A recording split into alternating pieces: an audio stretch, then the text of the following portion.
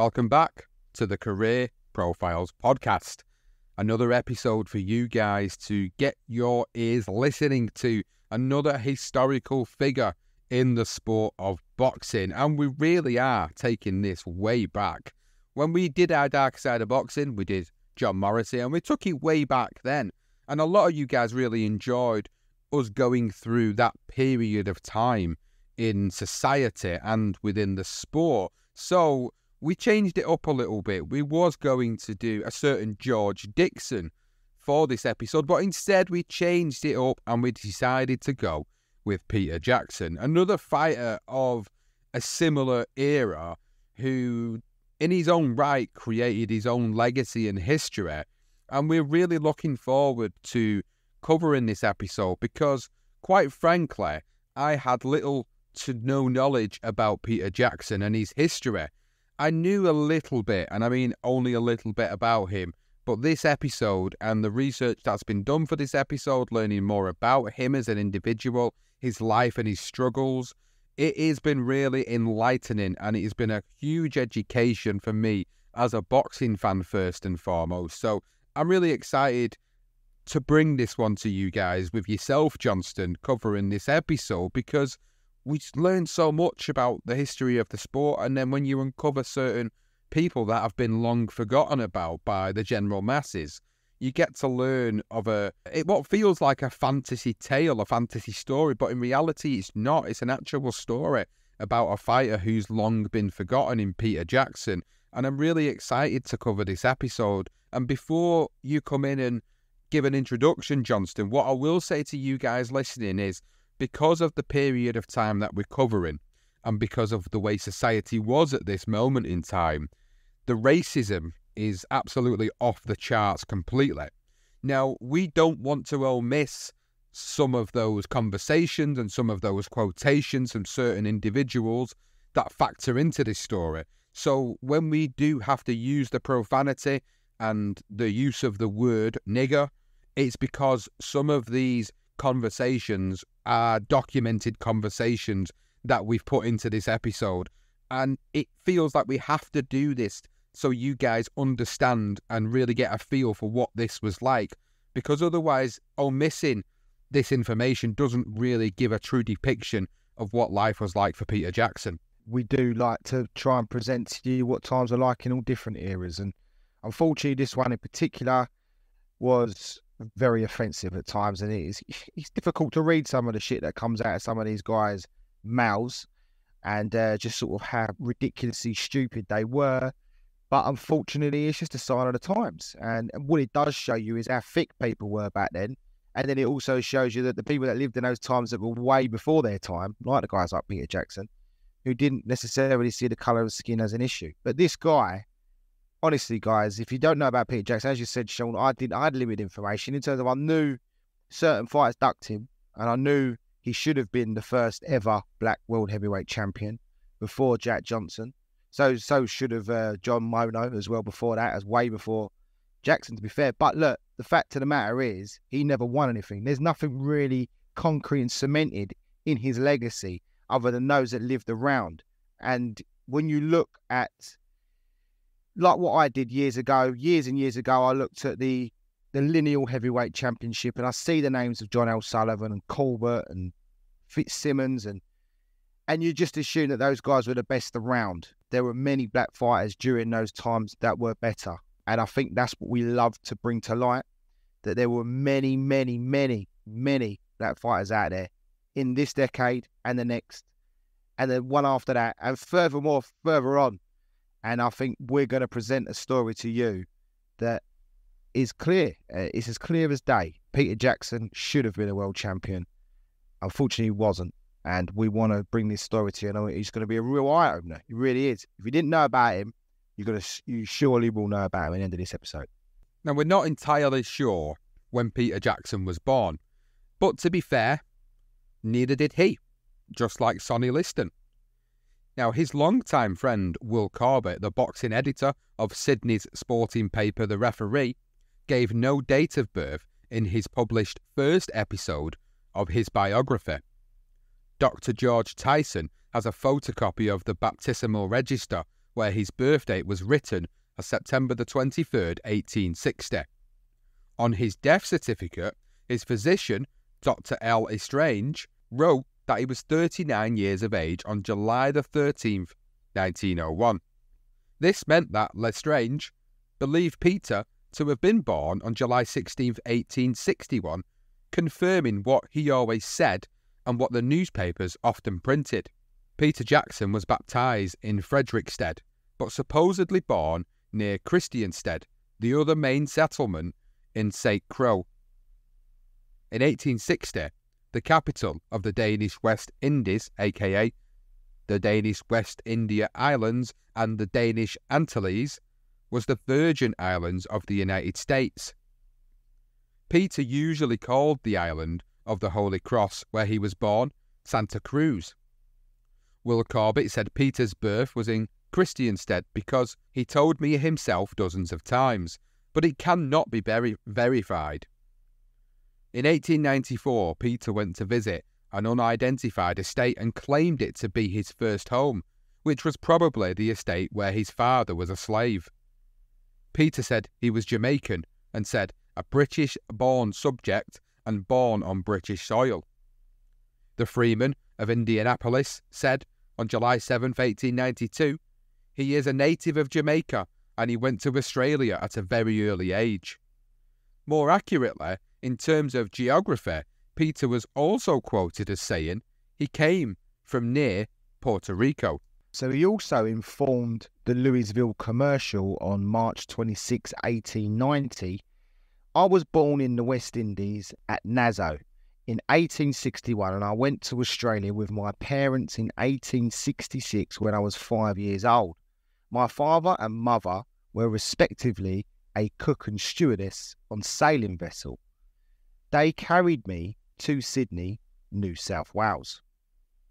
On April 27, 1901, Will Corbett, the boxing editor of The Referee, published his first episode of Peter Jackson's biography. This is the only survived published account of Peter's childhood and youth, which he had described to Corbett while in Sydney the year before. Peter, who in 1901 was living in Queensland and reading The Referee every week, silently confirmed that this was his story as he wanted it to be told. So Corbett published a second version of these events in The Referee on February 27, 1918, but the page has disappeared. This is what Peter apparently told Will Corbett in 1900 and what was published about his childhood up to when he was about 10 years old. Now, we have had to edit the language into something a little bit more understandable, so this is not exactly word-for-word description.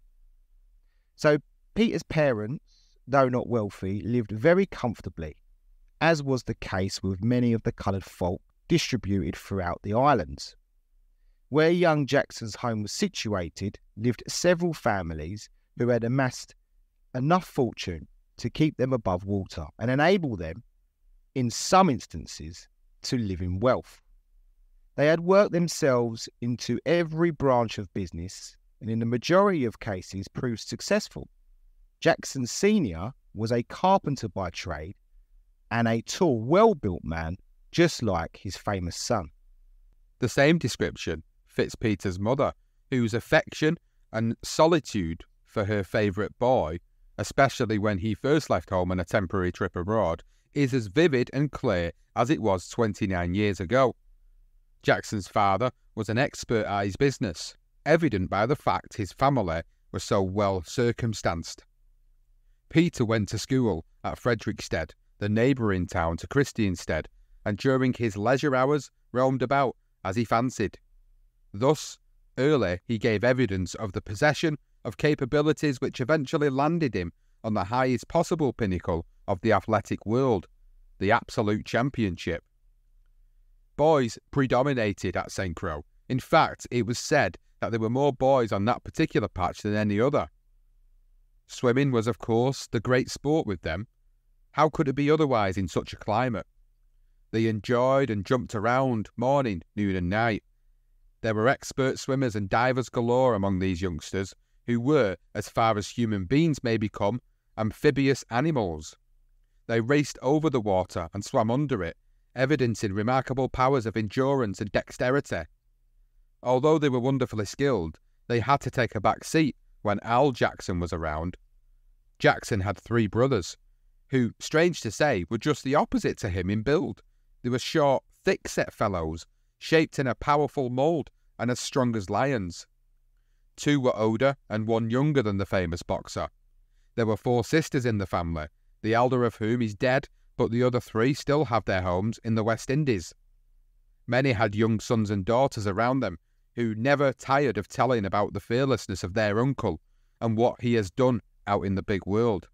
They hear talk of and read about him in their school books. So he was publicly christened Peter James, but he may have had a secret name. Now, in African tradition, the idea of a secret name, what is the United States, or what the United States call a basket name, was to keep one from being totally known by the other and so controlled. So in other words, the slaves sort of style. So if Peter had a basket name, it was Ophelo. This name was actually given to him twice by the referee boxing reporters. Peter's father was Joseph Jackson, born in slavery, who escaped the old plantation by learning carpentry. He used his skills as a way to buy his freedom. He travelled around with a horse and cart, working as a handyman. At the census of 1857 and 1860, Joseph Jackson was called a carpenter. But at Peter's baptism, he called himself a porter. Joseph's wife was Julia. She was born in 1822. In 1814, she was a slave washwoman belonging to someone called M.A. Ford and married Joseph Jackson in the 1840s. Julia was a widow by 1870, living at 21 Prince Street on the property of a white family. They were the heirs to J.C. Holst and the daughters of Peter's baptismal witnesses. So the Holst family lived in a 2-story house outside, led down to a yard where the kitchen lay for safety reasons. Around this yard were humble wood frame houses for the servants of the Holsts and their tenants.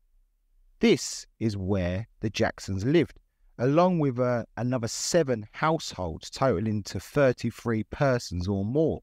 They resembled the dwellings built for slaves on the estates and could not have been more than 2 rooms.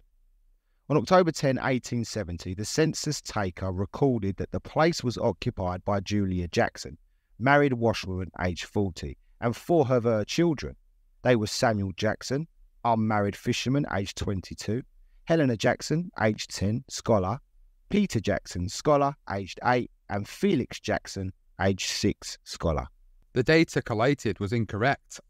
Peter, for example, was 10 and not 8, and Helena was 9 by 1870. All of them were recorded at Angelicans, like their father. Peter had 3 older sisters and an older brother that were not living with the family at the time. Peter's father, Joseph, was not listed, presumed dead after Felix was born in 1864. The beautiful Santa Cruz, which is about 2.5 times the size of Manhattan, had 23,000 inhabitants in 1860, but by 1880, only 18,000. Even though slavery had ended in 1848, the sugar industry of the island had pretty much disappeared, with many of the ex-slaves reluctant to keep producing sugar, stating, "Cain killed Abel, and Cain is killing us." During Peter's time, the best-known export of the island was Santa Cruz rum. In his biographical articles, Will Corbett wrote on February the 13th, 1901, Peter, the son of comfortable and indulgent parents, roamed about the orange groves of his island home in the West Indies, certainly restricted by school discipline, but otherwise as free as the air he breathed. This was an exaggeration by either Peter himself to make it sound more like he never had a hard upbringing, or by Will Corbett. What we do know is that the money coming into the family home was through his mother, so food was not always accessible. There were times when the family would have to go without, but they were sometimes fortunate that being a fisherman's family, they could eat fresh seafood, unlike many other families. In his novel about Peter, the inventive A.G. Hales wrote, "He came of a stock that at one time had been great and powerful, a fighting breed and a ruling family, but the family had fallen upon evil days, poverty and loss of power had come upon him as a heritage, but his breeding made him a brave fellow, and a straightforward, manly fellow as well."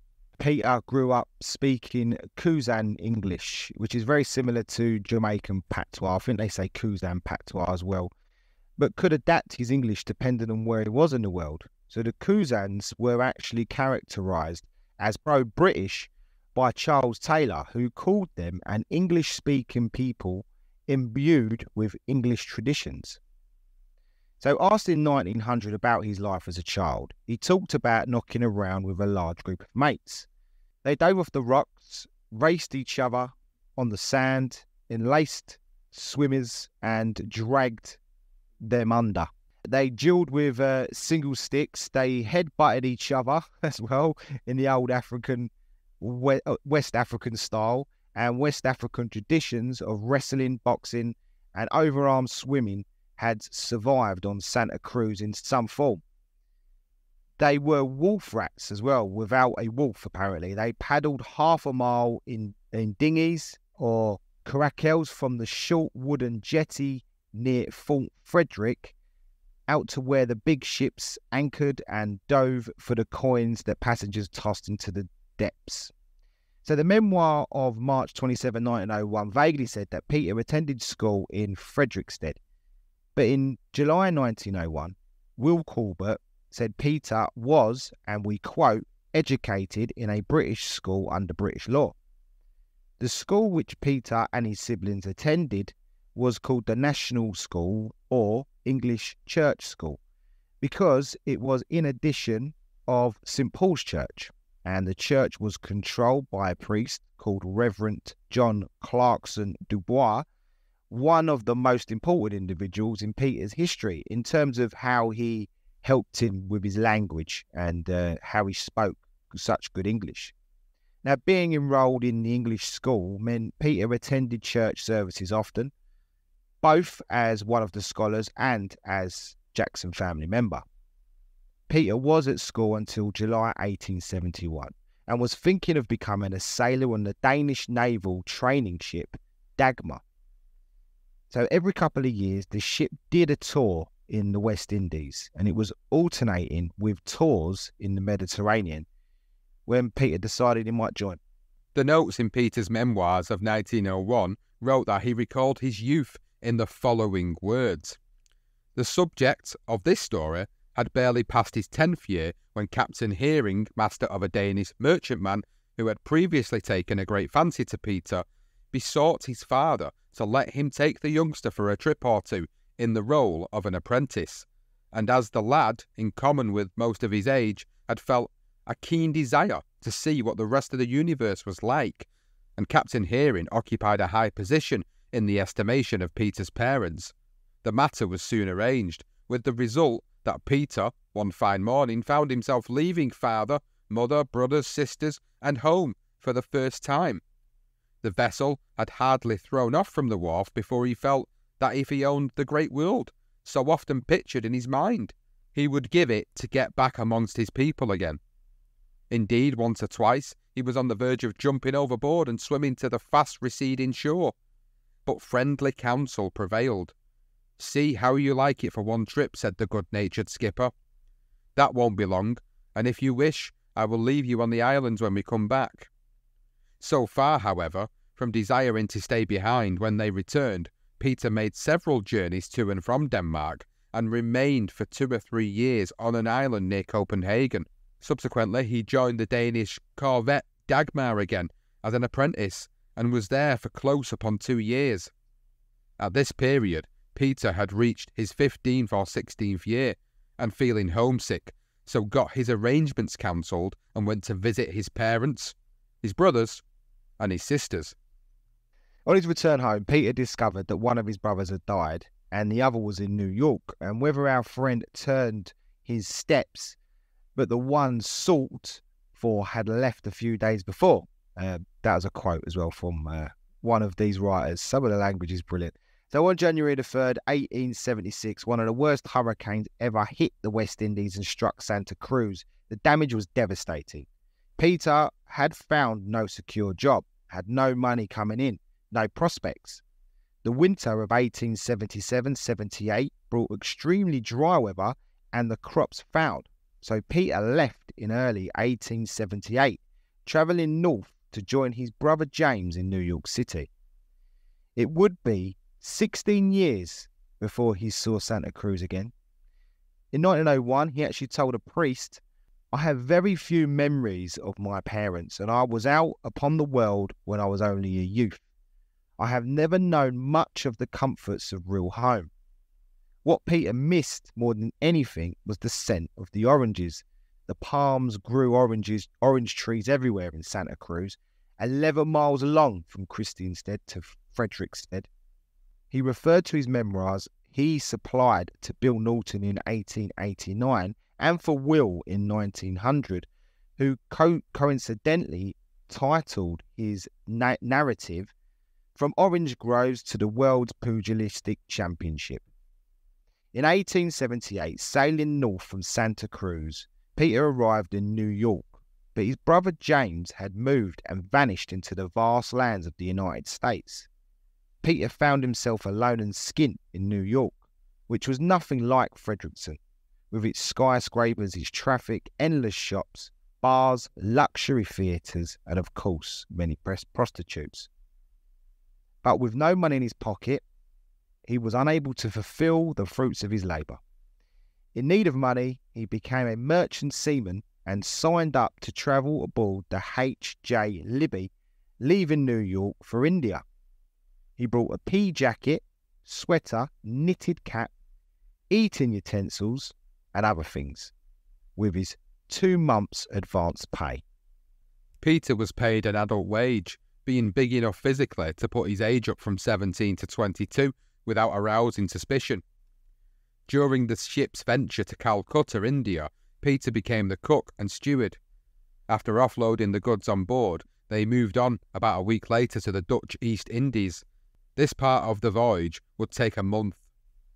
After a stop off to collect more cargo, the H.J. Libby finally arrived at Sydney, Australia on February the 19th, 1879. Sydney would become Peter's home for the next 9 years, and there he learned to fight. Peter and 28-year-old Harry Slaughter deserted the hellhole of a ship in late February, losing all their earnings. The only money they had banked after months of hard labour was the 2 months' advance pay. Peter used his skills as a cobbler to repair boats and make toys, selling them to children's mothers for pennies. He eventually earned enough money to pay for their ferry fares across the harbour to the North Shore, and then began the journey to Newcastle, some 100 miles north on foot. Not too far into their walk, Peter and Harry met Tom Watson driving his 4-horse bus, and he kindly gave them a lift for free to the Greengate Hotel owned by Tom Waterhouse. Watson gave the 2 men some food, and Waterhouse gave Peter a place to stay. Harry Slaughter moved on, while Peter, now 18, got a job as a lumberjack, earning 10 shillings a week, thanks to Tom Watson and Billy Waterhouse, one of Tom Waterhouse's 13 children.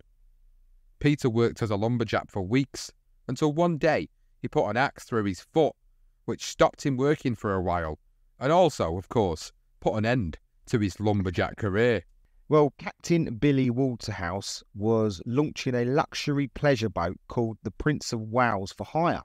So he took Peter to work with him as a fireman under Captain Tom Clayton and H. Clayton as engineer. Peter told the London Sportsman in November 1889 that by trade he was a machinist, having learned his trade from the Claytons. The Waterhouse family were very sporty, and they enjoyed anything from horse racing to cockfighting, which inevitably more than not ended up in fights between the gamblers. They would even turn these fights into sparring sessions and had a shed actually dubbed the casualty shed after those sparring sessions, just to help patch up the men after they had gone a few rounds. So Tom Waterhouse had himself been a champion bare-knuckle boxer, fighting famous champions of the time called, great name, One-Eyed Burke, James Kelly and Billy McMahon. Billy had opened the Waterhouse Hall in North Sydney for dances and boxing matches. It is believed that George Swazers was the local fighter in town who apparently sparred with Peter. Whether this was before Peter's boxing career began or after, we're not too sure, but there is no doubt is that Peter Jackson would begin his boxing career, and it was thanks to this family that he did. Now, one of the main reasons why Peter warmed to life in Sydney was because of the white people's lax opinion of the black community. And a crewman called Will McKnight actually wrote a letter home that appeared in the Cleveland Gazette, a black newspaper of the time, in October 1886. And this is what McKnight wrote. He said, "The coloured people here occupy a different position in the social scale to what they hold in America. They occupy here a position equal to that of any other nationality. The population of coloured people is 1,000, and they are holding good situations and are respectable citizens and have the welfare of their adapted land at heart as much as any other race." After his few months on the Prince of Wales, Peter became a longshoreman, which is also known as a docker, then a stoker, which is a sailor who specialises in engine room duties, and then finally an oiler, which is a person who operates and maintains the momentum and other systems on the vessel. Peter worked as an oiler on a ship called the SS Manly, which was skippered by Captain Richard Taplin. But it wasn't his work as an oiler that impressed Taplin. That happened one day when a rope got coiled and stuck. Taplin was frantic, as he recalled, because they had no diving equipment, and who would be prepared to go down into a sea where sharks were likely cruising? Then he heard, "I'll go down, Mr. Taplin." And that was the athletic young coloured chap with a smile, and he said, "And I'll do my best to free the rope if you don't mind." So Peter, of course, stripped off and went underwater until he had unwound the rope. The operation took Peter an hour. At the end of 1880, Peter lived in a boarding house near the harbour, and not far from his home was Mick Dooley's and Jack Seymour's Athletic Hall, a place he would attend with his workmates Harry Blundell and Fred Felwell. It was at Seymour's Athletic Hall that Peter fought his first real boxing bout against Jack Gregory, dubbed Cigarette Kelly, with gloves. Gregory enjoyed his reputation as Peter Jackson's first opponent and continued to bang that drum until the day he died in 1916. Peter explained how his boxing career began when he told a reporter in 1894, "I have been in the ring for 10 years. I began in Australia, where I was learning the machinist trade. I just drifted into fighting." Peter wanted to improve his boxing skills, so he bought one of the most recently published boxing instruction manuals by London-born Ned Donnelly, called Donnelly's Self-Defense, or The Art of Boxing. Well, this book had instructions, and they were illustrated with 40 drawings showing the various blows, blocks and defences. Peter and his mates practised what Donnelly's book preached, sparring with each other and shadow boxing. But the book had its limits. Peter needed a mentor who could turn his novice boxing skills into something more professional. Now, while reading Donnelly's book and visiting Dooley and Seymour's boxing hall, he met a former black bare-knuckle fighter, now in his 60s, called Harry Sellers. Asked in 1900 about Sellers, Peter said he looked the picture of rude health and perfection, of listlessness and athletic strength. He sort of hypnotised me whenever we were together. Sellers would become a father figure that Peter had strived for since his own father's passing. Sellers taught Peter everything he knew, but they had a difference of opinion in how to fight. His ideas were more about slugging than boxing, which was quite different from the scientific methods exposed in Donnelly's book.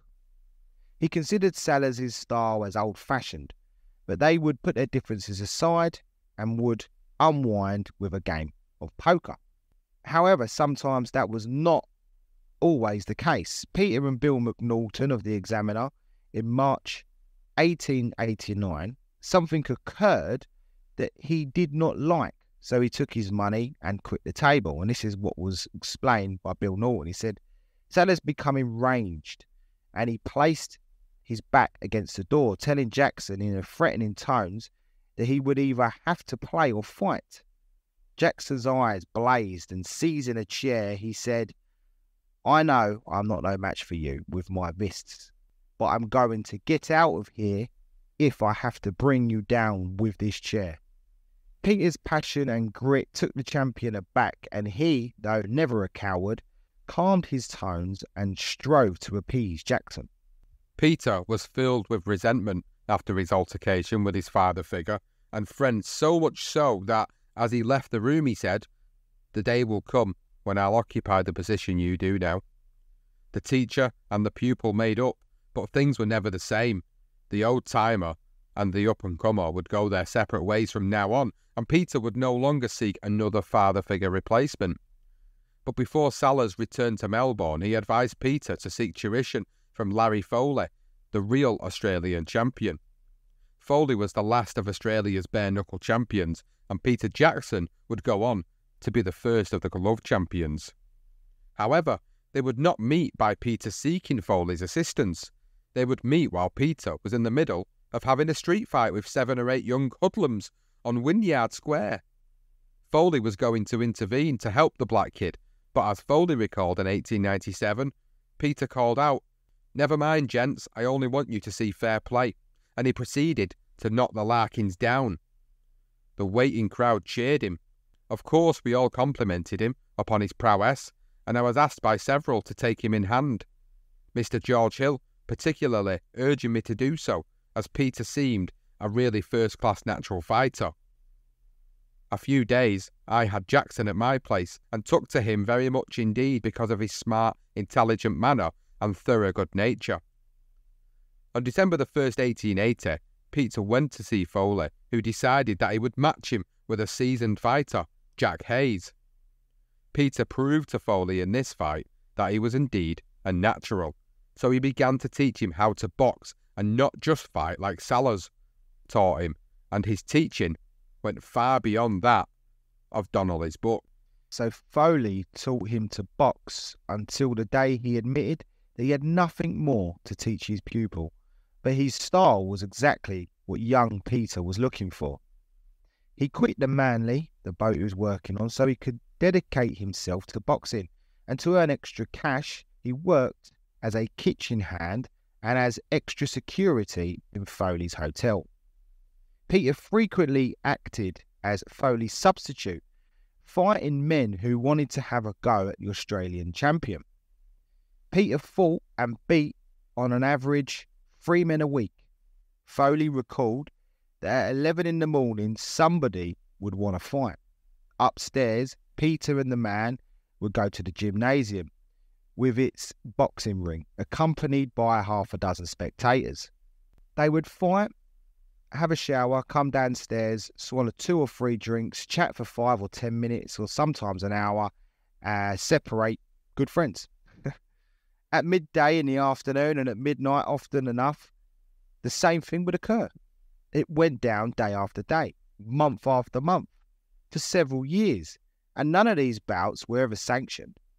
Jeb Mace, the English boxer and former champion of the world who taught Foley, passed through Sydney in early February 1882. It was from Mace that Peter learned his first lessons in boxing, apparently. This is what he confirmed. He said, not by actually putting on the gloves with him, but by just watching Mace spar. Peter fought a guy called Dubbo, who was a middleweight in his early days. And in 1883, he twice fought country boy Jack Hayes. Their first fight at the Queen's Hotel was declared a draw, and their second fight described as a private match for a small stake, where Peter knocked Hayes out in the 7th round. Sam Britton was another country boy who was also in a private match against Peter Jackson, and he lasted just 18 minutes. In the words of the referee, looking back on March 6, 1890, after his novice beginning in a boxing gymnasium in Sydney, the coloured Hercules made his debut as a professional fighter in an unimportant match arranged to test his quality. This was presumably his first formal match with Jack Hayes. It was described that he wore on entering the ring for the first time the old weather-beaten overcoat, and he won with ease. However, the ulster, a coat he wore abroad, the H.J. Libby, was when he was the cook, became his good luck charm only after the Bill Farnan fight on July 26, 1884, a fight we'll soon come to talk about. After that fight, he carried it with him on all of his travels. As explained in the referee, after the Farnan fight, Peter's threadbare ulster coat became a familiar sight to the patrons of the prize ring and is now as well known on 3 continents as John L. Sullivan's portrait. Peter's early boxing career is unknown, not only because reporters were absent and because a fight was held in secret, it was also because in Sydney no sporting paper like Melbourne Sportsman was published. Most reporting of sport was left to the daily newspapers, but if they gave space to the sports, they gave very little to boxing, which they considered unworthy and dangerous. The Sydney Morning Herald refused to report weekly boxing, although it would accept money to advertise matches. Therefore, if Peter's fights were mentioned at all in the press, there were very few and far between. Then, the weekly paper The Referee started up in 1886, edited by Edward Ellis. He began Sydney's first Sunday paper, the Sunday Times, as well as the New Sporting paper. The Referee ran for 53 years until 1939, and it quickly became one of the most respected sporting papers in the world. And it's plenty of articles throughout this story from the Referee, and for its foreign contacts, it also got news from everywhere around the world and published extracts from overseas papers for the boxing fans to read. Peter became close with 3 sports reporters, the first being editor E. Neville Forder, his schoolmate and fellow New Zealander, Bill Norton, and A.J. Hayes was another one. So Norton would become a very close friend of Peter's, though, and sponsor in the United States. The papers they worked for covered Peter's Australian career and then reprinted news about his career from numerous sporting papers overseas. So when he travelled around the world, they again just used extracts from them. So Frederick Egerton Diamond, who was the Australian correspondent for Fox's National Police Gazette, was also friendly with Peter. Now, the papers retrospectively recorded Peter's early fights, but most of these fights were undated.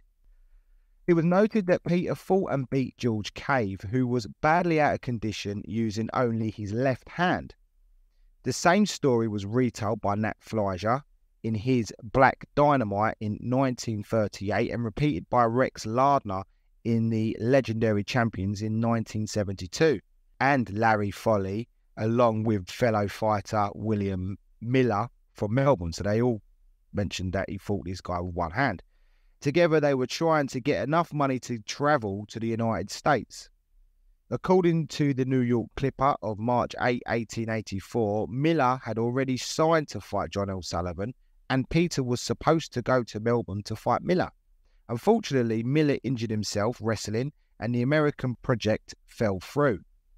Peter Jackson's first important fight came when Foley arranged for him to fight Bill Farnan, a fight that you mentioned earlier, Sean.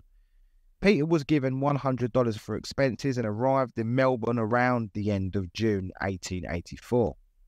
The fight took place on July the 26th in the Victoria Hall. The first round was all Jackson, but in the second, Farnham almost knocked him out. In the third round, he was knocked out, although some suggest it may have been the fourth.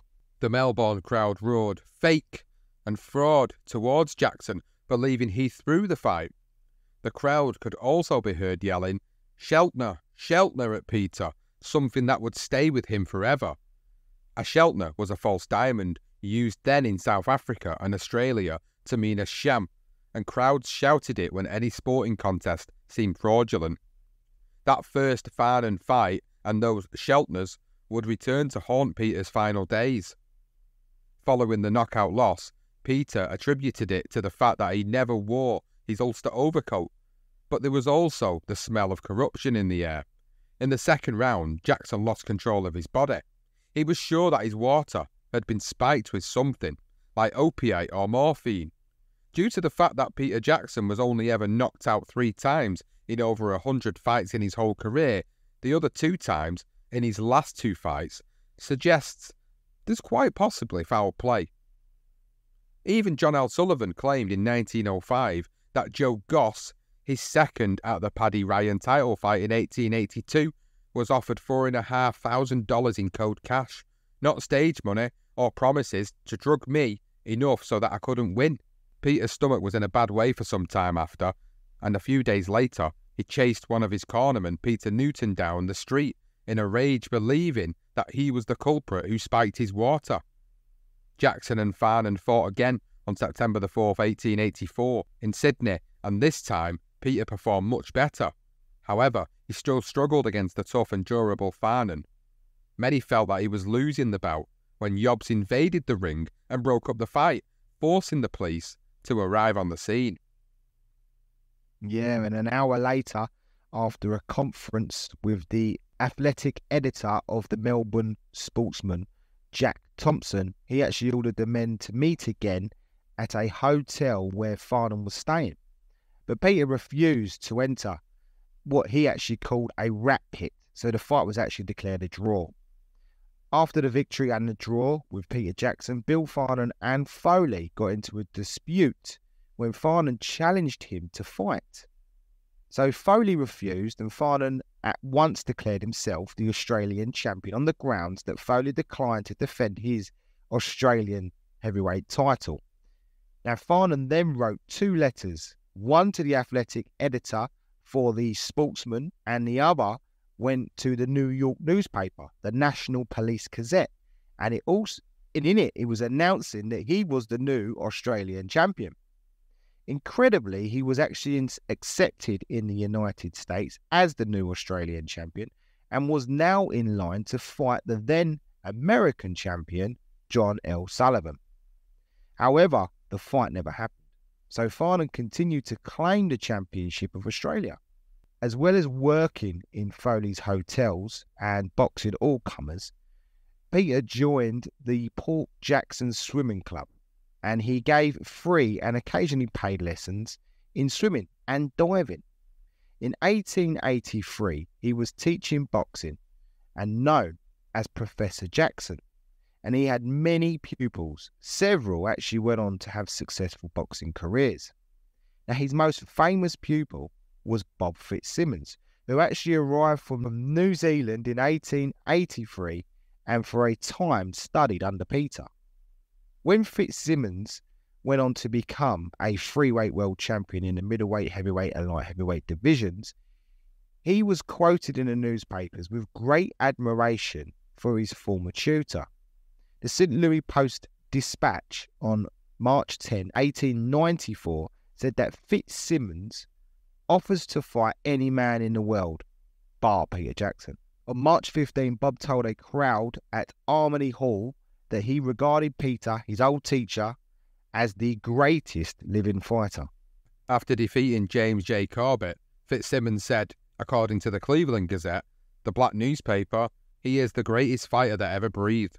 He's the daddy of them all, and for that reason, I do not care to meet him. Fitzsimmons always stated the real reason for not fighting Peter Jackson, and never drew the colour line, the only man to do so. The Arrow said in April 1897, it is not likely that Rufus-headed Robert will measure skills with his tutor. His reasons were reiterated again in 1914, which explained that Fitzsimmons refrained from fighting Jackson out of friendship for his old tutor. Although Peter was still not yet at the peak of his powers, he was an excellent boxing trainer who taught his pupils to hit straight from the shoulder. Someone even asked him to demonstrate a left-hand uppercut. Peter replied, never heard of such a thing. Peter taught his students to conserve their energy, to counterpunch, and the art of feinting. Will Corbett explained, feinting was an important part of boxing to which Peter Jackson gave a good deal of time and consideration and taught in a way that the dullest pupil must have understood. On April 17, 1884, a 26-year-old shoemaker from Melbourne, Alexander Agar, was killed in a fight.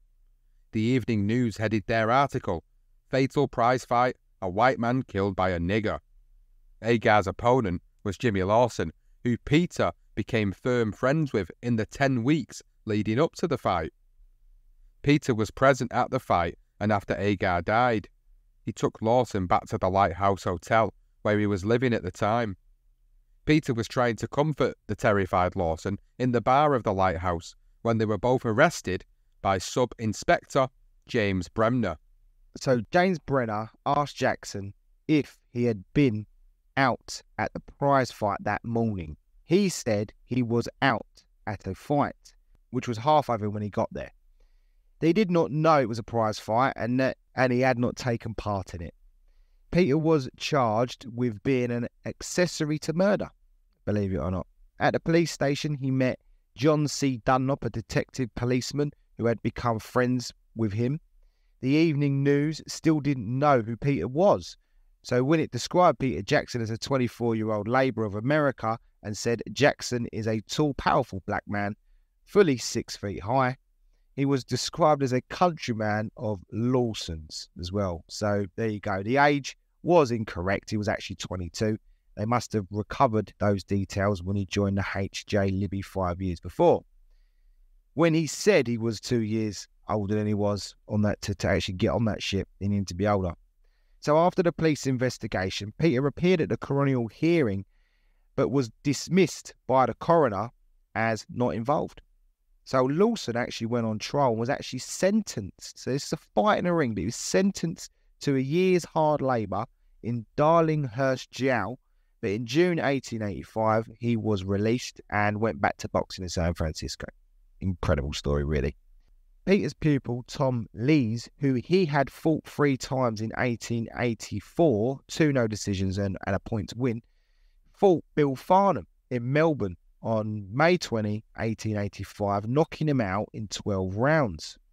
On April 19, 1886, Lees again defeated Farnham, and he now claimed the Australian title. So after Farnham lost to Lees, Sullivan said that when in Australia, he would now fight Lees, but the title would eventually change hands, and Sullivan would fight no one when he arrived in Australia.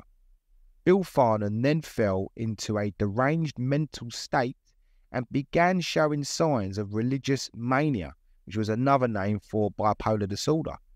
He was sadly admitted to Kew Asylum, where he died at the age of 39. At this point, Larry Foley, who was semi-retired and not even training fighters anymore, had got tired of the heavyweight title being fragmented. Due to his stature and significance, he was still the guy who held titles after all. He decided to relinquish the titles he had left and passed them over to Lees, calling him the only Victorian champion, and arranged for him to fight Peter Jackson, who was now considered the champion of New South Wales. A fight between the pair would determine the national championship once and for all. The fight was advertised in the Sydney Morning Herald as a grand boxing contest between Tom Lees and Professor Jackson for the Championship of Australia. £400, a trophy valued at £50, and the championship belt, kindly thrown in by L. Foley. The fight took place on September 25th, 1886. Lees, 26 pounds lighter, pretty much ran the whole fight, while Jackson chased him around the ring. By round 30, Lees had worn his shoes out and was badly fatigued. 3 left hands from Jackson left poor Lees falling into his opponent's arms. The Sportsman reported that when Lees proved a bit groggy, Jackson was reluctant to punish him. He even called over his seconds to take him off of him while he supported the beaten man, but the referee demanded that he finish it. Jackson knocked the dazed Lees down to the canvas, and his corner threw up the sponge. Peter Jackson was declared the winner and therefore the rightful champion of Australia. A week after the fight, on Saturday, October 2nd, 1886, a little ceremony at Foley's Athletic Hall was held and Jack Thompson presented Peter with a championship belt. Foley would now refer to this as the Knuckle Champion belt, and the one he gave to Peter Jackson, which was silver, 12 inches wide and weighing 24 ounces, would be referred to as the Glove Championship belt. So the championship belt that Peter received was actually engraved. This belt is presented by L. Foley to Peter Jackson, champion boxer of Australia, the 2nd of October, 1886. Ironically, his old trainer, Harry Sellers, actually died in an asylum on the same day as Jackson was presented with that championship belt, October the 2nd, 1886, which was less than a week after Peter had become the champion of Australia. There have been discrepancies with this title. Some suggest he was just the champion of New South Wales, but none of this just doesn't matter. Peter Jackson was the rightful heavyweight champion of Australia, and he was now in line to fight the American heavyweight champion, obviously. Some people, including John Gillies at the Maitland Mercury, a newspaper worked for, expected that John L. Sullivan would now fight Peter Jackson. But that particular scenario was not completely confirmed, not at least yet. So for the rest of his life, Peter carried this belt with him everywhere he went, and he really did, as he did this great coat of his that he always wore to the ring, depositing the actual belt with a bank wherever he was based in the world. Now, Sporting Life on August the 30th, 1889, when he arrived at Liverpool in England for the first time, reported that whilst Jackson's trunks were being overhauled by the customs officers, a large number of spectators lined the docks and showed huge enthusiasm for the powerful-looking Australian, who appeared to enjoy the situation and was much amused when the customs officers found his silver championship belt, obviously presented to him by Larry Foley of Sydney, which was detained for the present, but of course will be forwarded to him in due course of to its owner. So he just enjoyed having this belt with him, and everyone wanted to see it, and he was more than happy to show him. And in 1913, Neville Fulder, in his memoirs and records of Boxer Major, wrote this interesting piece following the Lee's victory. So he said, after his defeat of Lee's, Jackson married and took or was put into the Lighthouse Hotel, which was on Sussex Street. But he was not a success as a Boniface, which apparently is French for fortunate, being a man very reserved with strangers, while he was not long before he was made to understand that it was not well for black and white to wed. So the lady he married was a white lady. The article continued and read, he found it impossible to continue in business with his wife, so he sold out and they parted, and the lady dropped right out of the story of the life of Peter Jackson. It was a sad chapter, and Peter would never willingly turn back the pages to recall it or discuss it in any way. As with the Times, Peter decided to go on tour with his belt. Now, these tours were where champion fighters would earn even more money than in the ring. Peter put together a boxing group in mid-1886, which included himself, his mate Jimmy Lawson, Ned Powell, and others. They transported their tent and boxing booth to the south of Sydney and through coastal towns. Peter never fought with his bare fists, even when in 1886 a bare-knuckle fighter called Alfred Stonewall Jackson challenged him to a bare-knuckle fight. He replied, according to the Melbourne Sportsman, in October 27, 1886, that I decline to meet you with naked hands in the prize ring. Not that I fear the result, but simply because it is illegal, and no good would come of it. I wish to abide by the law as far as possible, and I don't want to run the risk of getting into trouble by meeting you. I am prepared to box to a finish under the Marquis of Queensberry rules. Now, over the next 10 months, Peter fought regularly at Foley's, trying to gather enough funds together to travel. On March 3rd, 1889, Bill Norton gave Peter's account about his desire to travel in the San Francisco Examiner. He wrote that, while watching the huge waves hitting the rocks, that the dusky champion first conceived the idea of seeking fame and fortune in other lands. Once having taken root in his mind, the desire for travel grew apace, and in 1887 the champion made up his mind to cross the broad Pacific and try to obtain fresh heights in pugilism. So in April 1887, he fought with Mike O'Brien, in June with a guy called Jim Nolan, and in July it was with Steve O'Donnell. He ran through all his possible opponents in Sydney, and then he recycled them again. In the summer of 1887, Peter was planning out his future away from the boxing ring already as a boxing trainer and a swimming instructor, and he was recorded as a licensee of the United States Hotel owned by a guy called Lewis O'Brien. Peter was a popular host and excelled when socialising with guests. He could hold a conversation when talking about their interests, and he grew in confidence, perfect for his future years as a boxer. He became a good talker after previously being shy. But as an organiser and manager of a commercial enterprise, he was terrible. So he called his brother, James, who had now reappeared, to manage the hotel while he entertained the guests. But he chose a different hotel to manage. That hotel was the Lighthouse Hotel, the one where Peter lived. James would take over from July 1887, while Peter continued to run the United States Family Hotel until March. Thereafter, he joined his brother at the Lighthouse to run its social side, while James was its commercial manager. So author Bob Peterson explained, in the Lighthouse, the dining room on the second floor was actually gutted and refurbished for training purposes, with a punching bag and a rope ring.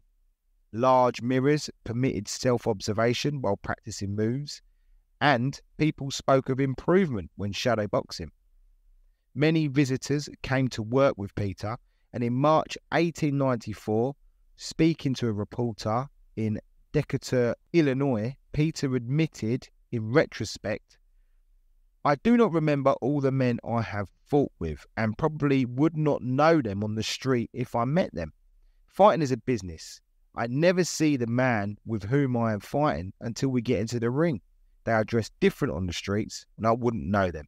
The referee then announced, Professor Jackson has disposed of his public house and is willing to fight any man in Australia for £200 and the belt. In August, he fought Stormo Smith. In September, it was Jim Nolan again. Nobody could stand up to him. He then decided on trips away from Sydney. The referee said he would be robbing the country to pay for his trip, saying that England was his destination. Peter travelled to Newcastle and Brisbane and then back to Sydney, where he disposed of the bare-knuckle fighter Alf Stonewall Jackson and Paddy Slavin's brother Bill on Boxing Day 1887. Even when Jack Irish Lad Burke, a guy who had boxed some of the very best in America, including John L. Sullivan, refused to fight Peter Jackson, drawing the colour line for his excuse. Peter would put up £500 that he would stop Burke in 7 rounds, or 1,000 to Burke's 700, that he would beat him to a finish at Foley's in public, or in private if Burke so wished. Burke ignored Peter's offers, and the bulletin said, Peter Jackson was howling out at the top of his voice for any white trash from any part of the globe, but Burke apparently did not hear him. There were no more challengers other than Paddy Slavin, the heavyweight champion of Queensland, but Paddy was advised against it. In October 1887, Foley promised to give Jackson and Slavin £200 if they would fight in his hall, and as the men had been talking over a match for £300 a side, this would have made a substantial prize of £500 for the winner. But by February 1888, a fight was still not agreed due to the issues like Peter preferring to fight on board and Paddy preferring to box on grass. apparently because Peter would not agree to all the little conditions that Paddy's Melbourne backers craved, they cried that Peter had forfeited the championship. He hadn't, and nobody agreed to their absurd claim. On February the 25th, 1888, Peter went to the Corporation Baths for a swimming carnival in celebration of the founding of Port Jackson Swimming Club 8 years before. He entered in a competition with 5 other athletes in the distance diving competition, and he won it. Peter actually swam 240 feet and lasted 58 seconds underwater, which may have even been a world record at that time. He was awarded a medal, which he showed in San Francisco as the Medal for the Swimming Championship of New South Wales. Peter, now 27, had enough of waiting around, so he left for America. So he didn't want to wait around for Paddy. He left for America in 1888, and he arrived in San Francisco on May the 12th. His career record at this time is pretty much almost insignificant because we just will never know conclusively what it was. But he was the heavyweight champion of Australia and should be finally given a shot at a world title. Foley actually organised a big farewell benefit for Peter Jackson before he left for America, and 4 of Peter's pupils, McCarthy, Taylor, Hickey and O'Donnell, who inherited Peter's training job under Foley, gave him a medal with love locks, a heart and his initials, all in diamonds and engraved with the words, "To a man." When he arrived in San Francisco, he showed off the medal, and 2 days later he was robbed of both the medal and his watch. Their recovery was never reported, but it would seem that Peter must have produced a replacement for the stolen medal because a description by the Australian newspaper was slightly different when he showed it to them. So he had it after, but he was robbed of it. Just before he left, he wired a challenge to Jim Smith, the bare-knuckle champion of England, for a gloved fight at $5,000 a side. Smith's acceptance was wired in Honolulu. We will come to the Smith fight later on in the story, but for now, Peter was ready to travel the seas and make his mark in America. John Gillis wrote in the Maitland Mercury, Australia's boxing champion, Professor Peter Jackson, has left our shores on what may properly be called an offensive tour, for he intends, I learned, on challenging each and everybody in the land of the stars and stripes on his arrival. San Francisco was smaller than Sydney, having a population of 300,000, but when other settlements around the bay were added, it was more like 400,000. Los Angeles counted 50,000 and Sacramento 26,000, while the only other large cities along the west coast, Seattle and Portland, did not hold 90,000 between them in 1888. Although he arrived in San Francisco with a bag of souvenirs worth $500, he was skint almost the moment he got off the boat due to how expensive it was to live in the Golden Gate City. He arrived on a Sunday, and by Wednesday night, he was sparring and eager to impress. And just after a couple of weeks of exhibitions with Cornelius Riordan, the crowds were sold on just how good Peter Jackson was. The National Police Gazette reported that one of the audience members said, "The white fighters will draw the colour line tighter than ever now," and another as saying, "Fear alone will prevent them from meeting him." Peter began teaching boxing at the California Athletic Club by June the 18th for a small wage and signed a contract with the club who would now arrange his fights. Peter was moving quickly. He accepted Sam Australian Comet Fitzpatrick's request to become his new trainer. Fitzpatrick wasn't a great boxer, but he proved to be an excellent trainer that would guide 2 of the greatest black boxers in history, Peter Jackson and Jack Johnson afterwards. That's an impressive resume, that. Peter actually stopped Mike Sullivan, one of the city's deputy sheriffs, in 3 rounds on June 15, 1888, in the San Francisco Athletic Club. Sullivan felt humiliated in front of his pro crowd, so pulled off his gloves and told the spectators that he had understood that it'd be a friendly spar and not a real fight, saying, "I didn't come here to fight." Then he sparred the last 2 rounds while Jackson toyed with Sullivan. Peter's next fight was a tough opponent, the coloured heavyweight champion of the world, George Godfrey, a guy that Sullivan ducked. Godfrey had actually fought Sullivan, though, before he became the recognised world champion, but the fight was stopped before it even began due to a police raid. Godfrey actually tried to arrange another fight with Sullivan when he became the champion, but he hid behind that colour line. In the end, Godfrey agreed to a fight with Peter Jackson on August the 24th, 1888, for his title and a prize of $1,200 with $300 for the loser. The Examiner said that if Peter beat Godfrey, he would come pretty near being the champion of the United States as well as champion of Australia. There is a round-by-round description in the book, a biography of the Australian heavyweight champion, 1860 to 1901, Peter Jackson, by the author Bob Peterson. So please do read this excellent book. It's got some great information in, which has been a great source for our episode too. But in short, here is our brief description. The only knockdown came in the second round when Jackson put Godfrey down with an uppercut.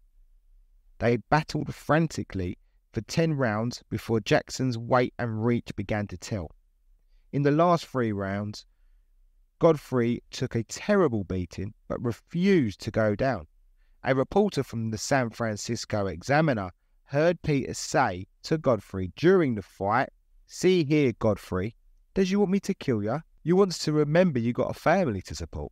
Here now is an extract from the book on the 19th and last round.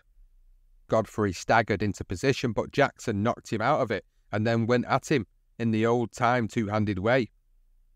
Godfrey tried to clinch and use his short-arm blows, but Jackson held him up with his right and swung that terrible left into Godfrey's stomach. Once, twice, thrice he got there, and then a fourth one landed just over the heart. Godfrey doubled up in pain. He was still standing, but he had no desire to be killed, and faintly murmured, "I'm licked." "You can claim the fight." He extended his right hand and threw up the sponge. The new coloured champion of the world said, "My God, what a head that man has got. I hit him there enough to knock his knob off, but my golly, he surprised me. He is a good fellow, and I think he can whip any man of his size in the world. Such a taker of punishment I have never met, and I don't think there is another man living today who could stand up to some of the blows I gave him. He fought game, and I think he showed his good judgment in giving up the fight when he did." On August 26, it was announced that Joe McAuliffe, champion of the Pacific Coast, would fight Peter Jackson for $3,000. But before that, Peter and Godfrey would take an 8-week sparring tour under contract with Lou Johnson, the minstrel. They took their tour from Portland, Oregon, to Astoria, to Seattle, and Tacoma. Although the tour pleased many, Peter lost a lot of money and was eager to get back to defending his title. He also found that the racial problems in America were different from Australia's. On December 19, 1888, he actually told the Chicago Tribune that he has been greatly disheartened while here by the adherent prejudice against him on account of his colour. He was refused admittance to several baths and other places, an experience which he said he never met with in Australian colonies. The Chronicle also reported that Peter explained, "When I first arrived here, I was ordered out by one of the restaurants in Public Market where I had dared to sit at a table and call for a meal. On another occasion, a bartender in a Keary Street salon told me that it was more than his position was worth to serve me. I told him that while in the company of Mr. So-and-so, I had been served there before, and he replied, 'Yes, and the young fellow who served you lost his billet for doing so.'" So he lost his job. In an interview published in the London Sporting Life in 1914, English architect Charles Edward Davis told a story about how Peter dealt with prejudice in 1888. He said Peter went into a cafe in San Francisco and asked for a drink. Beer constituted Peter's simple wish. "That'll cost you 20 quid, said the bartender sneeringly. Without batting an eye, Peter went down into his pocket and pulled out £20 gold pieces on the bar and said pleasantly, "Have a drink yourself." The San Francisco Illustrated World declared the wages at the California Athletic Club in 1890 and the 5 highest earning boxing instructors. And they were the Nonpiri Dempsey, who was making $160 a month, Billy McCarthy, $150, Jimmy Carroll, $125, and Frank Aiken, junior instructor and janitor, was getting $100. While Peter made more than all of them. He made $200 a month. However, he wouldn't receive this kind of wage as a boxing instructor for another 2 years at the California AC. For now, he was broke when not in the ring or on tour and struggling quite bad financially. Peter even approached McAuliffe and asked, "Joe, I'm a stranger in the country, far from home, and I have no money. If I lose this fight, I'll be broke. Let us agree that the loser shall get $500. McAuliffe would not agree, and his manager, Barney Farley, insisted that all the prize money should go to the winner, so Jackson had to give in. It's not known whether he actually feared losing or not. Of course, we don't know, but maybe he thought he would get poisoned again, or maybe he thought he would eventually get robbed, especially against a white fighter. A crowd of 2,000 squeezed in to the athletic club to watch the fight. News reports described Jackson appearing to wear a long dark overcoat, alternatively an immense checkered ulster. He had on short white trousers and wore a sash and stockings of light blue, the national colours of Australia. Black lace-up fighting shoes completed his costume. Once again, there is a round-by-round description in Bob Peterson's book, but we've taken segments. Now, even though Jackson was forcing the fighting, he went down in the 10th round when he was caught on the neck while advancing forward. Bob Peterson explained that Peter slipped and fell to the floor, landing squarely on his back. He got up and coolly squatted on his haunches for a few seconds, watching the timekeeper, then started in again on McAuliffe. In the 18th, Jackson gave McAuliffe a terrific one in the ribs, which sent him lightly to the floor.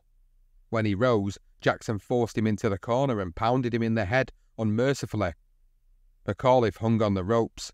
It looked as if he would have to go down, but he managed to stand up under the blows until the call of time saved him from a fall.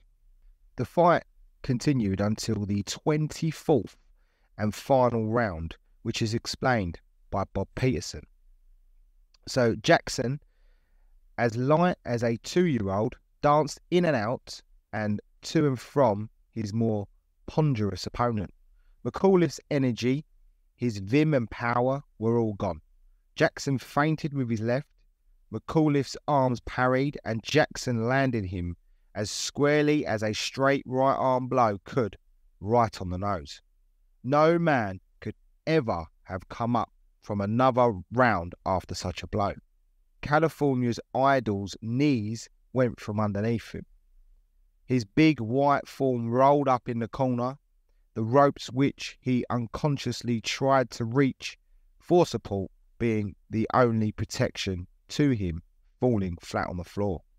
McAuliffe had a broken nose, a face like a raw hamburger, torn ears and a bruised stomach, whereas Peter had a slightly swollen left hand and a slight lump near the left eye and a slightly flattened lower lip. The new champion of the Pacific Coast said in his dressing room, "Joe is a noble boy and he is a game fighter. I was lucky enough to do him, but that was no more than I expected, or else I would never have fought him." Contrary to suggestions that were given to me, the members of the club gave me a coloured man a good and fair chance with McAuliffe, and I hardly think it necessary for me to say that it was nothing more than I expected of gentlemen who have already treated me as they have. I thank them. My contest with McAuliffe was the hardest I ever had, and my defeating a man as good as he gives me renewed hope that I may do better yet. At any rate, I will try to work myself to the top. Throughout the night and into the early hours, every saloon that admitted blacks was full. The Examiner reported one excited individual in a huge ulster smoking a cigar 8 inches long, who shouted out, "Peter Jackson can lick John L. Sullivan." No shit, I corrects you. Pete Jackson can lick the world. You hear me? After Peter collected $3,000, he offered to give McAuliffe $500 losing money, but he would not accept. The St. Louis Post-Dispatch wrote on January the 31st, remarking in a manly fashion that he was content to abide by his own terms. The Chicago Tribune said on December the 30th that Sullivan's team announced that Peter could not challenge Sullivan, and it wrote, as he had long ago declined to meet any coloured man in the ring or any man who stands up with a coloured fighter. Peter told a Chronicle reporter that, after my match with Patsy Cardiff, win or lose, I will rest a few months. I have been in almost constant training since I have been in San Francisco, and I feel that I want to lay off for a while. I may take a trip while I'm out of harness, but as I said before, I will only enter into contracts to fight to a finish under the auspices of the California Athletic Club. I am advised to this course by my friends both in Australia and San Francisco. I intend to adhere to my determination. However, he did not adhere to his plan of resting for a couple of months, but after stopping Cardiff, he had no significant big fights until the end of the year. In the San Francisco Bulletin, they explained what happened in the bout. In the last round, he, as in Cardiff, could hardly stand on his feet. And the bulletin continued. It said, Peter saw what a plight he was in, and right in the middle of the round, he actually dropped his hands, walked up to Cardiff, put his hand on his back and said, "Patsy, now quit. You are whipped." Cardiff's seconds were a knuckle-headed lot, and they yelled, "Fight!" At that, Jackson put his hands on Cardiff's shoulder and he pushed him over. And this is the only one example of many of his adherents of brutality. He just didn't want to knock people out quite simply when they were in trouble. They were finished. The black community once again celebrated Jackson's victory like it was their own. Some even made or earned a mini fortune betting on their hero. But away from the ring, Peter was famous for his swimming, as we've mentioned already. He got an award for one. And his diving. His fashion was another thing. And for appearing in a nude photo as well in the Dead Birds sports paper.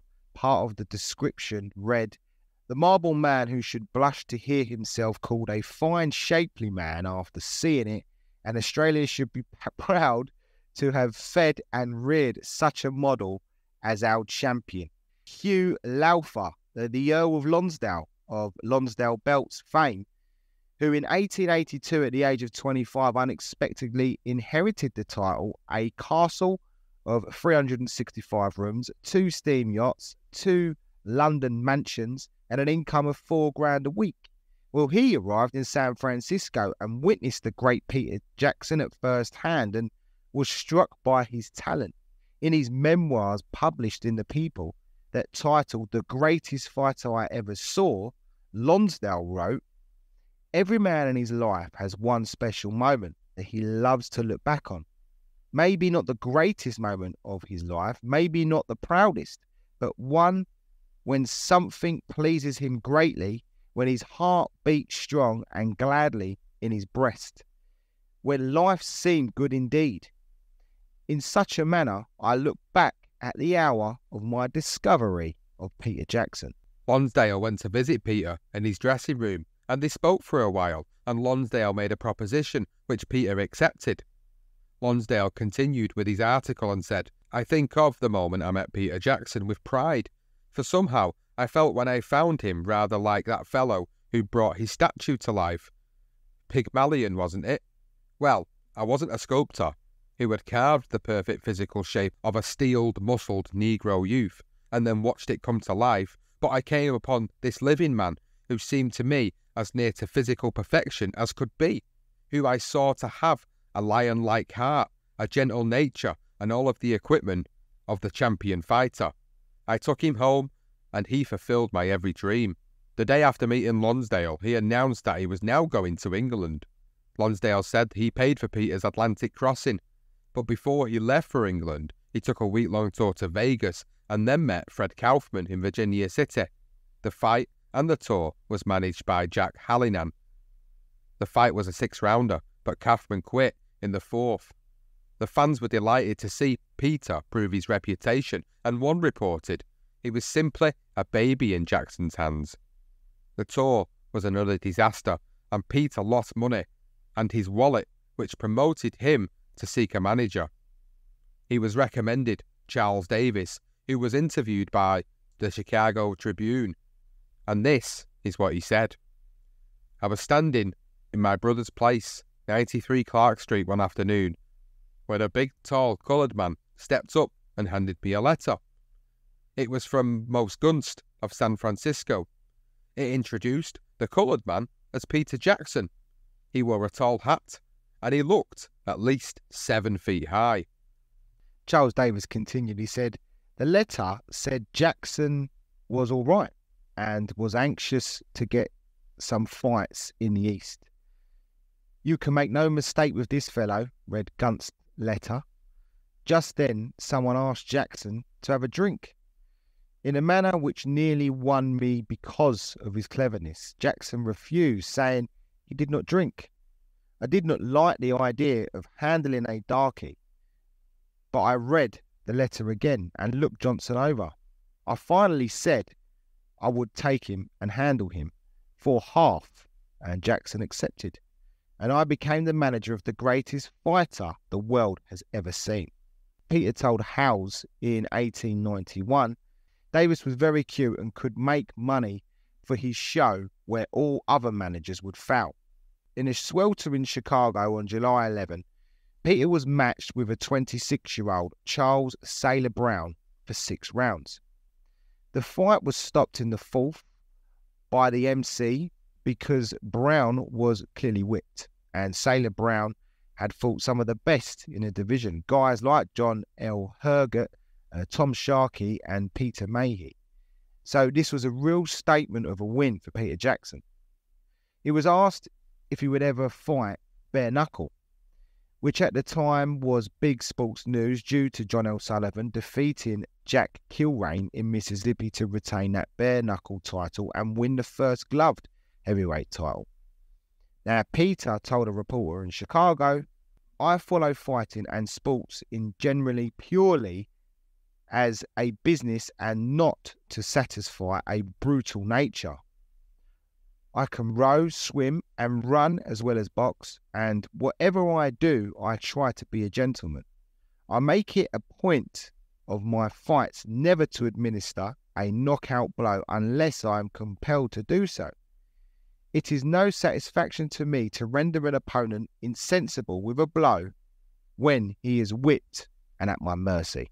Then, on the evening of July 14th, according to the Chicago Herald, Sailor Brown was introduced in a bar to the fugitive Sullivan, who was on the lam from police after the unlawful Kilrain fight. Sullivan asked Brown, "You are the man who fights niggers, aren't you?" And when Brown admitted to having fought Peter, Sullivan punched him in the face, yelling, "Take that, you nigger fighter." The Herald said that Mr. Brown left on the 9:10 p.m. train for New York. Was it true? We will never know, but very possible, and the next story might well confirm this for you. Davis arranged for Peter to meet the world champion, John L. Sullivan, while in Chicago, but the champion rejected the invitation to meet him quite simply because he wasn't white. While in the lobby, Peter commented articulately to a reporter, and he said, "I am not struck on seeing anybody who doesn't want to see me. I thought I would like to meet Sullivan, having heard so much about him, but if he doesn't desire my acquaintance, I will not force it on him.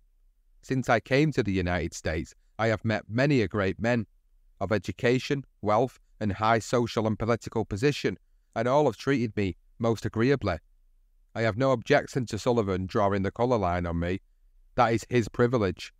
So long as the California Athletic Club is behind me, I can be as independent as anybody, and I know the gentlemen who compose that club will be my friends while I behave myself, no matter whether I win or lose." It is something of a pleasure for me to feel that I have friends whose friendship does not depend on my ability as a fighter." The Boston Police News ended Peter's statement with, "or the colour of my skin." Well, in his first fight under the management of Davis, Peter cleared $1,000 for an easy night's work, stopping George Peters in Detroit. Bill Norton, who had been by Peter's side during his whole time in San Francisco, arrived in Detroit on July the 23rd, bringing with him that championship belt of Australia, which he actually put on show at the store of Gilman and Barnes. An exhibition with Tom Lees followed before a points win over Williams Baker.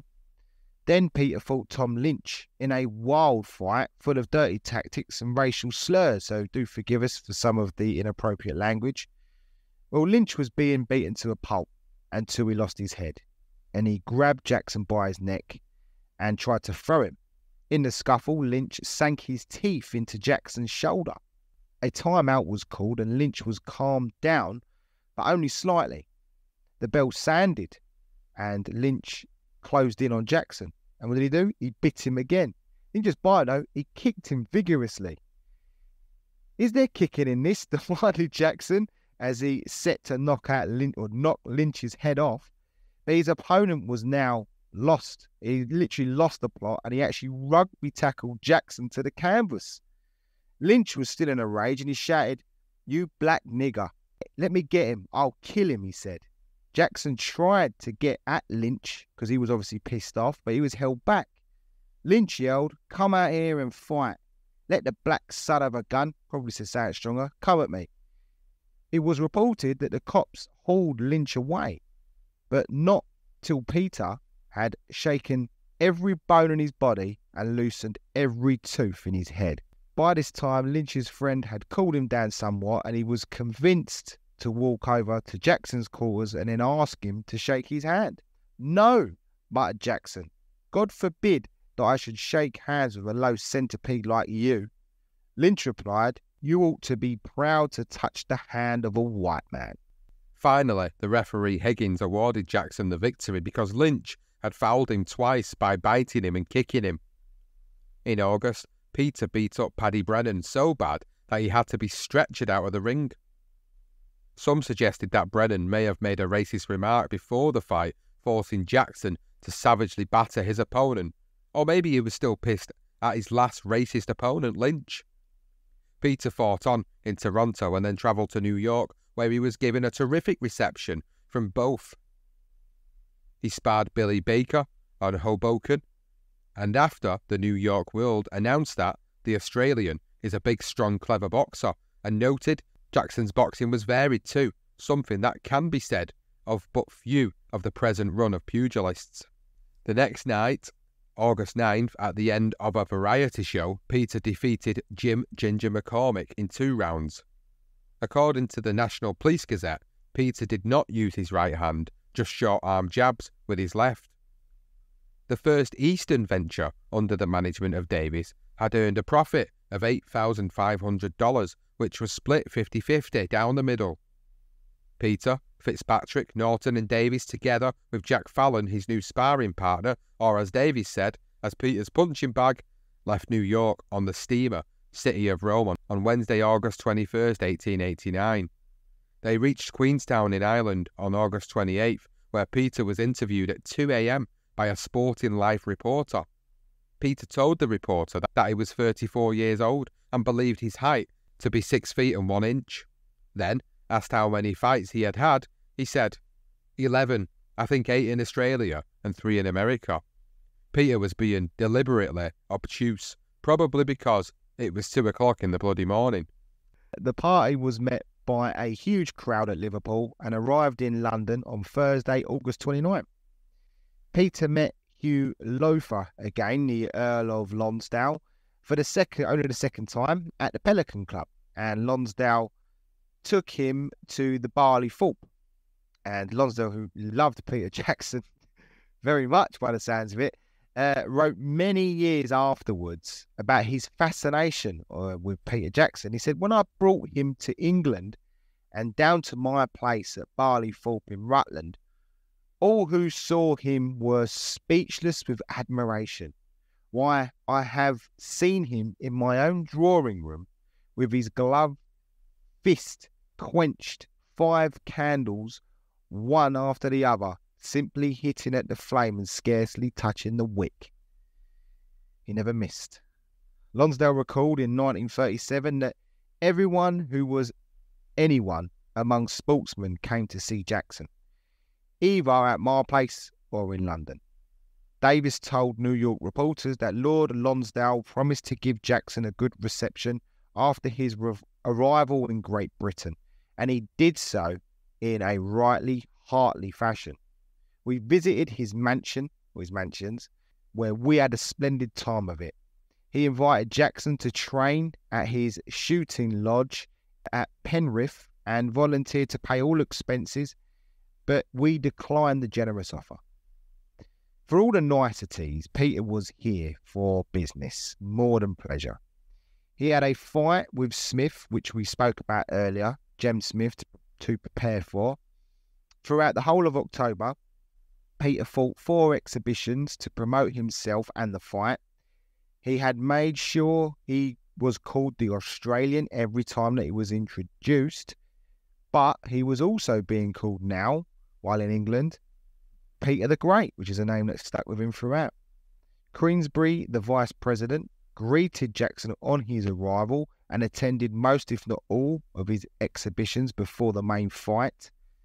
To get a picture of just how famous Peter Jackson was during his time in Great Britain, the Sportsman wrote enthusiastically on October the 9th about his time in England. Gentleman Jackson, sometime champion of England, the conqueror of Mendoza, the friend and intimate of George IV, Lord Byron, and other celebrities of that era, was considered the handsomest man in England and the greatest athlete of the period in which he lived. Another Jackson of equal, if not greater proportions, from the antipodes, is now in our midst, making a bold bid to rival the fame of his illustrious predecessor in the art of fisticuffs and other accomplishments. Peter, as he stalks among the crowd nightly at the aquarium, like Saul among the people, comports himself like a prince of the blood, and might easily be mistaken for some foreign potentate on a mere visit to the old country for the purpose of studying man and manners. So regal and easy is Peter's style of action in his ordinary attire. Paddy Slavin arrived in England for an exhibition, and Peter challenged him to a 10-rounder. Then, same limit as his up-and-coming contest with Smith, but Slavin said he would only be ready in a year. Davis, knowing a fight between the pair would attract a lot of attention, drew up the articles for a match on November the 25th and left them at the Sporting Life office for Paddy's signature. But Paddy never signed them. His excuse was that he preferred to fight Jem Smith bare-knuckled. With the Smith fight moving ever closer, Davis told a reporter, "We can take defeat in a proper manner, but confident in our own resources, we expect." The New York correspondent of the San Francisco Chronicle quizzed Peter on his love life before the Smith bout. "Is it true, as has been stated, Mr. Jackson, that you have become engaged to a pretty English girl in Brighton, where you trained?" Peter replied, "That talk is all rubbish. My only engagement is with the California Athletic Club." The reporter then countered with a cheeky question. He said, "Did you have much attention from English women as well as men?" Peter's reply was quite good. It was excellent, really. He said, "I got some letters that would make very rich reading, but of course they have been destroyed." I reckon one of them was from Lord Lonsdale. There was a lot of attention on the fight, which started at 1:20 a.m, where most spectators had been waiting for 3, even some for 6 hours, as they arrived early to get a seat.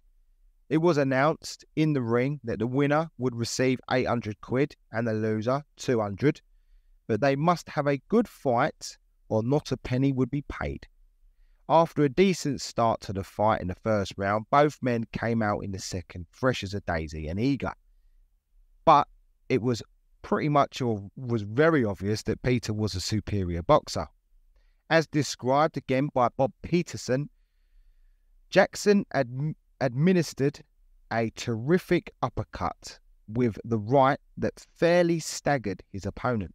Then followed a scene of the wildest excitement, for as Jackson returned to the charge, Smith actually retreated to the ropes, and his condition was evident by the fact that he had to cling to the ropes with his right hand for support.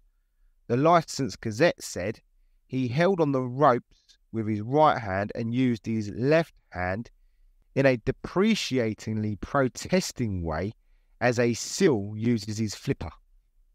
Jackson again and again smashed with his left hand to Smith's face without the latter being able to offer the faintest hint of resistance.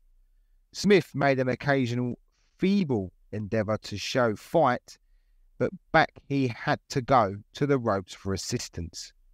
At length, Smith tried desperately to retrieve his fast declining fortunes, but it was his last. Rousing himself for a heroic effort, he faced his opponent in the middle of the ring, holding Jackson round the body, and he threw him heavily to the canvas. Fitzpatrick, Fallon and Davis invaded the ring and shouted foul, and the referee gave his decision. We declare the match in favour of Jackson. The second round had lasted 2 minutes. Smith ripped off his gloves and went for Jackson, crying, "I'll fight him with my fists." Held back, he tried again, and Peter replied, "You know you lost the fight in the first round when you hit me low." Smith responded, "I didn't. You jumped in the air when I delivered." Smith had to be removed, but Peter Jackson became the inaugural Commonwealth Heavyweight Champion. According to the report received by the Chicago Tribune on November the 11th, Smith declared his intention of challenging Jackson to fight with bare knuckles, but Jackson's manager will not permit him to accept. And Peter always made it clear that he would never fight without gloves on numerous occasions, explaining that he was opposed to bare knuckle and skin glove encounters. Even with the animosity still brewing between the pair, Jackson and Smith spent November fighting 4-round exhibition fights and earned a nice wage too. Peter travelled to Plymouth to participate in more showcase fights with Wolf Bendoff, Jem Young and Sailor White, and while there received a telegram which Davis read out from the ring for one of his bouts. Luke Short, Fort Worth, Texas, to Charles E. Davis, for fight between Jackson and Sullivan to take place here will guarantee $20,000. Our state licence permits. On December the 2nd, he appeared at Brighton Boxing, 4 rounds with Scotchy Gunn before returning to London. On January the 18th, 1890, Davis told the Chronicle's representative in New York, "I'm with Albert, Prince of Wales. His Royal Highness was exceptionally friendly with Jackson and actually made a pump handle of his arm. He shook hands with him again and again." Peter, who spoke good French, and his team didn't get about in Paris. They weren't too keen on boxing at the time, but he went to Paris, France. But they did spend a few days there. He was actually interviewed by a Paris newspaper in English, the equivalent of the Daily American, and he said, "One of the things they will ask me when I get back will be whether I have seen Paris, and I feel that I ought not to let the opportunity slip." With talk of Paddy Slavin now being the Australian champion back home, Peter told the Paris reporter who asked about Paddy, "In regard to the Championship of Australia, I am the holder of the only championship belt issued with that title. The belt is now in my possession, and neither Slavin nor anybody else can claim that, which has never belonged to them." It was actually feared at this time as well that Peter had actually picked up tuberculosis while in Paris. But it was just about the flu, and that he actually picked up, and back in London he was sick for the week, and he actually missed some key dates at Leeds and elsewhere as well to do his sparring show, exhibition shows. He lost about $3,000 apparently, but he considered the trip to Paris worth it. A year later, on September the 3rd, 1890, Peter told the referee about the trip, and he said, "We went to Paris, and it is the most marvellous place on earth. We did not show there, as the Frenchmen were not fond of boxing." He then joked, "We stayed 4 days, and when we got back, you could hardly understand a word Sam Fitzpatrick said. He spoke with such a strong French accent. When he had recovered, he actually exhibited with Jem Young in South London. 3 weeks later, he travelled to Dublin, Ireland. The Irish Times predicted that boxing would flourish again in Ireland after Peter's visit. The appearance of Jackson was the reason why they believed that boxing in Ireland would thrive after he came to visit them. It wrote that it is certain to arouse a considerable amount of enthusiasm in Ireland, as not even excepting Sullivan, the West Indian may be regarded as the pugilist of the century. Peter participated in sparring exhibitions for the welcoming Irish crowd, with the Sportsman reporting Jackson's reception in Dublin yesterday even rivals that accorded to the great John L. Sullivan himself. On Christmas Eve, Peter offered 20 guineas to anyone, amateur or professional, who could stand before him for 4 rounds. Middleweight Peter Mayer, who was 20 years old, took up the offer, and one paper called their match one of the most humiliating spectacles that any Dubliner could well witness, saying Mayer was altogether out of that condition which would afford him any chance in such a contest at the best of times. He hardly made an effort, and Jackson, carefully directing his attention to his weakest point, had him internally sick as soon as he desired. Mayer lasted 1 round, before the referee stopped it in the second. Back from Ireland, Peter travelled to Bristol, Leeds and Hull.